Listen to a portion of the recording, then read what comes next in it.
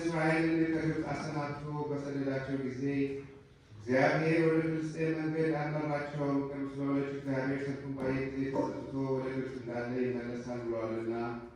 እግዚአብሔርም እስራኤልን በኤርትራ ባህር ዳር ባለው ጎዳና አዞራቸው። የእስራኤል ልጆች በአምስተኛው ትውልድ ከግብፅ ወጡ። ዮሴፍም እስራኤልን እግዚአብሔር በረድኤት መጎብኘትን በጎበኛቸው ጊዜ ከእናንተ ጋር አጥንቴን ይዛችሁ ከግብፅ ውጡ ብሎ መሐላን አምሏቸው ነበርና፣ ሙሴም ከእርሱ ጋር ዮሴፍን አጥንት ይዞ ወጣ።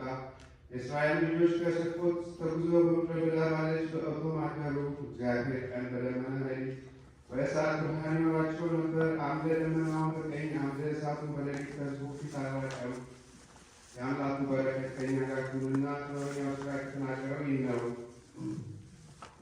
በትርና ቁጣ ሁልጊዜ ያሰለጥናል። ሰነፍ ሰውን የሚያስተምር የተሰበረ ገድልን አንድ እንደሚያደርግ ሰው የተኛን ሰውን በጽኑ ጠቅሷልና፣ እንደዚህ ሁሉ ስለቱን የሚያስተምር ሰው ለተኛ ሰው እንደሚነግር ያለ ነው። ነግረህ ከጨረስክ በኋላ ምን አልክ ይልሃል። ለሞተ ሰው አልቅስ፣ ሕይወቱ አልፏልና፣ ይልቁንም ለሰነፍ አልቅስለት፣ እውቀቱ ተለይቶበታልና። ለሞተ ሰው ታለቅስ ዘንድ የተገባ ነው፣ መመለሻ የለውምና። ለሰነፍ ሰው ግን በሕይወቱ ሳለ አልቅስለት፣ ከሞት ብሎ ቀርቶበታልና። እውቀት የሌለው ሰነፍና ኃጢአተኛ በሕይወት ዘመኑ ሁሉ አልቅስለት። ከሰነፍ ሰው ጋር ነገር አታብዛ፣ እውቀትም ከሌለው ሰው ጋር አብረህ አትሂድ። ወደ ጽኑ መከራም እንዳያደርስ ተጠበቅ። በእርሱ ድንቁርና አንተ እንዳትነቀፍ ከእርሱ ራቅ። ሰውነትህንም ከመከራ ታድናለህ፣ አንተም ይቀልልሃል። በእርሱ ድንቁርና አንተ የምትጎዳበት ነገር የለም። ከእርሳስ የሚከብድ ምን አለ? ሰነፍ ከመባልስ ምን የሚከፋ አለ? ከሰነፍ ሰው ጋር ከመኖር አሸዋ ጨውንና ናስንና ብረትንም መሸከም ይሻላል።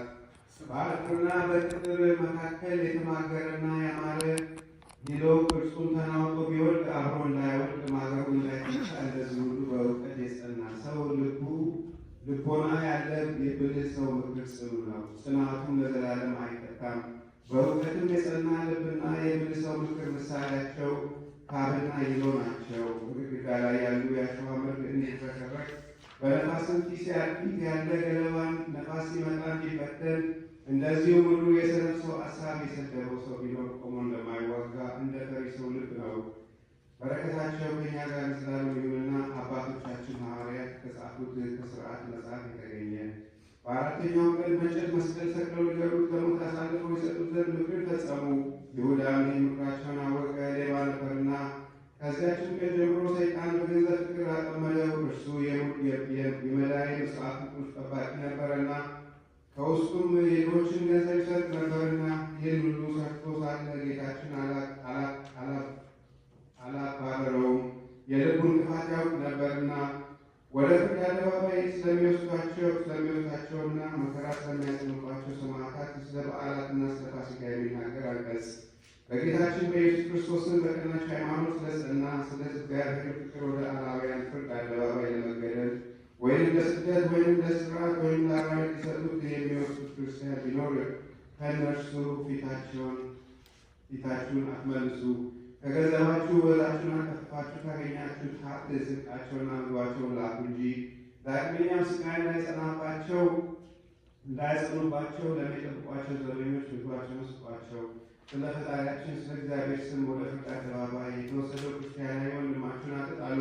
ይህም የከበረ ሰማዕት የልዑል እግዚአብሔር ልጅ የጌታችን ወንድም የሆነ የመንፈስ ቅዱስ ፋና ነው። ይህም የወንጌልን ትእዛዝ የጠበቀ የሕይወትን አክሊል የተቀዳጀ እውነተኛ ታማኝ ነው። ስለ ጌታችን ኢየሱስ ክርስቶስ መከራ የሚመሰክር በከበረ ደሙ የተወዳጀ ነው። የአባቶች ሃይማኖት የእስክንድርያው